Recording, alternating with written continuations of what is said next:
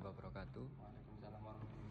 Selamat sore, terima kasih sudah meluangkan waktu untuk mengikuti sesi wawancara kali ini. Sebelumnya perkenalkan, saya Arya Bigala Biantara Akbar, selaku pewawancara atau asesor pada proses asesmen kali ini. Wawancara ini bertujuan untuk mengetahui dan mengevaluasi kesiapan saudara dalam menduduki posisi manajer keuangan di PT Hutama Karya. Pertanyaan yang diajukan nantinya akan berkaitan dengan pengalaman kerja, cara berpikir, pengambilan keputusan, serta kompetensi yang relevan dengan jabatan tersebut. Dalam proses wawancara tidak ada jawaban benar dan salah. Kami berharap saudara menjawab sejujur dan serelevan mungkin berdasarkan pengalaman saudara pribadi dalam bekerja. Wawancara akan berlangsung selama kurang lebih 30 menit. Jika ada pertanyaan yang kurang jelas, bisa ditanyakan kembali. Nanti saya akan jelaskan kembali. Sebelum kita mulai, apakah Anda sudah siap? Apa ada pertanyaan terlebih dahulu? Oke, baik. Sekarang saya akan mengajukan beberapa pertanyaan terkait pengalaman kerja Anda. Silakan jawab dengan santai, jujur, dan berdasarkan pengalaman nyata. Untuk pertanyaan pertama, pernahkah Anda menghadapi masalah atau menemukan kesalahan dalam laporan keuangan? Bisa Anda ceritakan bagaimana situasinya, lalu bagaimana Anda menyadari masalah tersebut dan menangani langkah-langkah penyelesaiannya? Oke, terima kasih atas pertanyaannya. Saya izin menjawab. Dalam pekerjaan saya sebelumnya, saya pernah menemukan selisih angka yang cukup signifikan dalam laporan keuangan akhir bulan, terutama pada bagian biaya operasional. Saya tidak langsung mengambil kesimpulan, tetapi saya melakukan penelusuran secara sistematis dari proses input data, dokumen pendukung, hingga histori transaksi pada sistem. Saya juga berdiskusi dengan bagian terkait yang procurement dan finance yang untuk memastikan tidak ada transaksi yang tercatat ganda atau tertunda.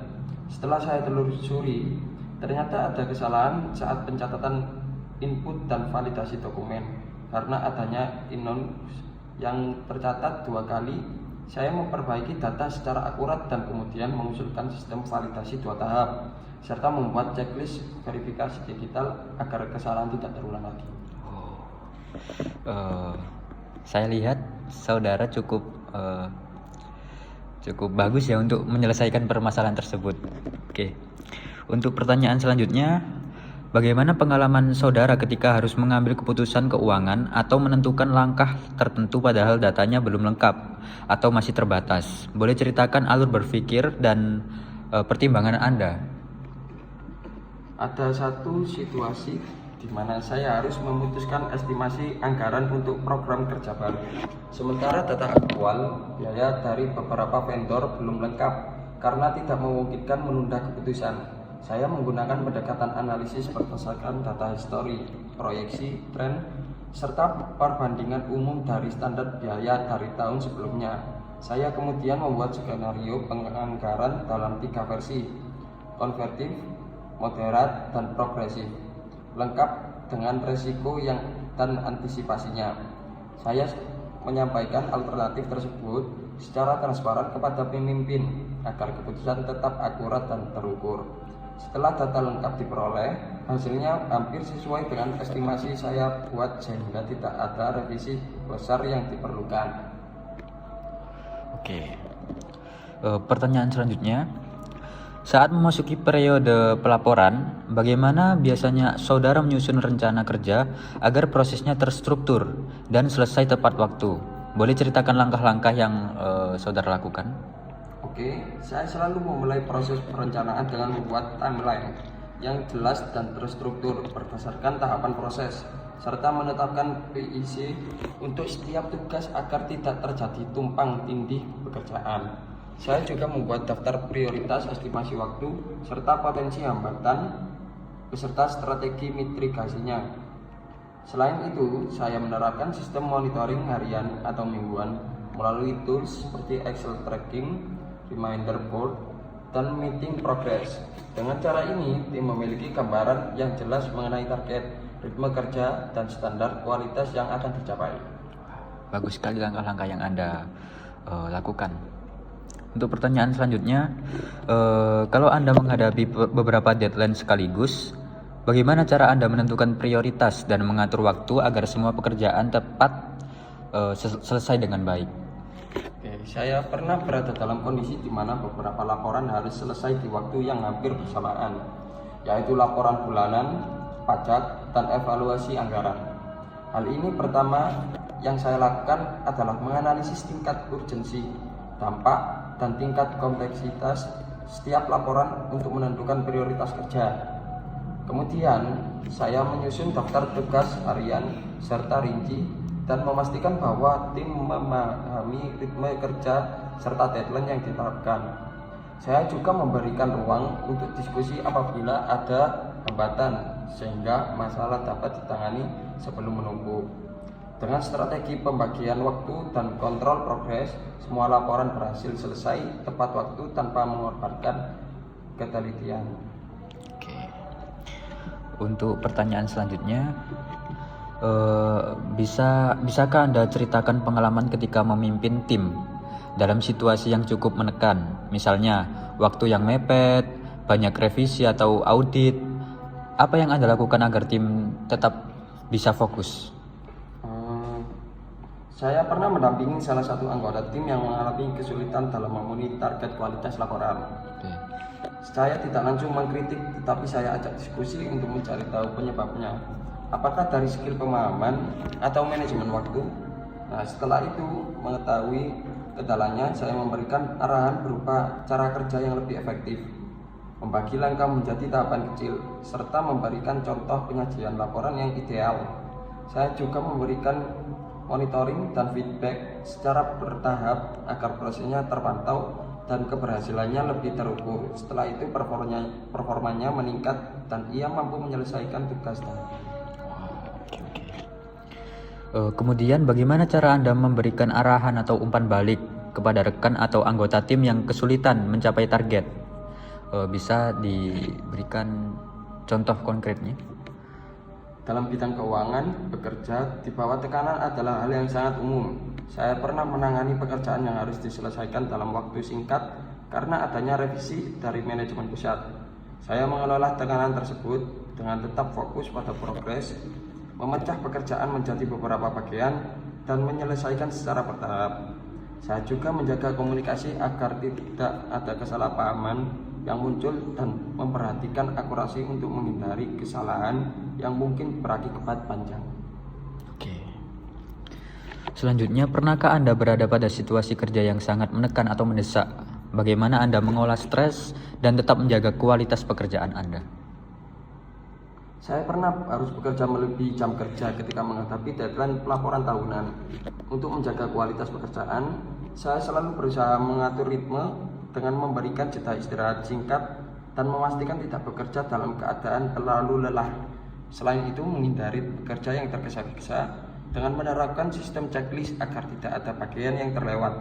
Dengan teknik tersebut, saya berhasil mengelola stres sekaligus mempertahankan kualitas laporan. Kemudian ketika Anda dihadapkan dengan pekerjaan yang menuntut untuk lembur atau penyelesaiannya harus cepat, apa yang Anda lakukan agar tetap bisa tenang, fokus, dan hasil pekerjaannya ini tetap akurat? Saya memiliki kebiasaan untuk selalu melakukan pengecekan dan cross-check secara bertahap. Saya mengecek tidak hanya melalui angka, tetapi juga memastikan kesesuaian dengan bukti transaksi, logika keuangan, tren, serta histori transaksi periode sebelumnya. Selain itu, saya memanfaatkan data tools agar kesalahan input dapat diminimalisir. Oke. Untuk selanjutnya, bagaimana pengalaman Anda saat harus menjelaskan data atau informasi keuangan kepada pihak yang tidak memiliki latar belakang keuangan? Bagaimana Anda menyesuaikan cara penyampaiannya? Ketika saya perlu menjelaskan laporan kepada divisi yang tidak terbiasa berhubungan dengan finansial, saya memodifikasi cara penyampaian dengan menghindari istilah teknis dan menggantikannya dengan visual, grafik, serta contoh sederhana yang mudah dipahami, agar tujuannya mereka mendapatkan gambaran besar tanpa harus mempelajari teknik detail. Untuk selanjutnya, ketika menulis laporan atau memo keuangan penting, hal apa saja yang Anda pastikan agar Pesan tersampaikan dengan jelas dan profesional.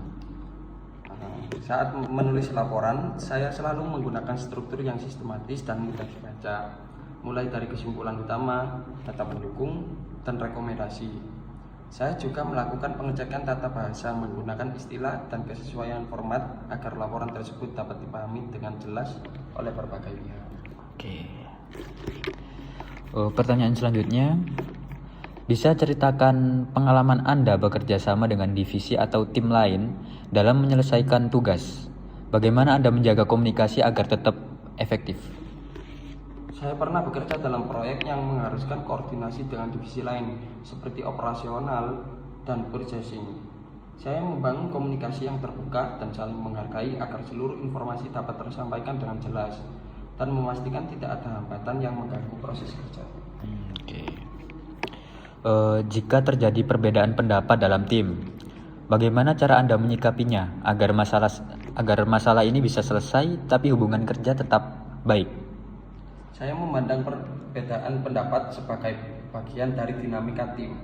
Saya menghadapi situasi ketika terjadi perbedaan pandangan terkait model untuk penyusunan laporan. Saya memfasilitasi diskusi untuk mendengar semua pendapat, kemudian mencari solusi berdasarkan data dan tujuan akhir, bukan dari sisi emosional.